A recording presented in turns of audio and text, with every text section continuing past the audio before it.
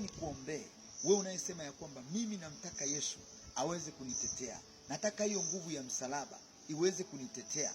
Nataka uombe pamoja na mimi maombi haya. Sema, Bwana Yesu, ninakuja mbele zako. Mimi ni mwenye dhambi. Naomba unisamehe. Futa jina langu katika kitabu kile cha hukumu, na uliandike jina langu katika kitabu kile cha uzima wa milele.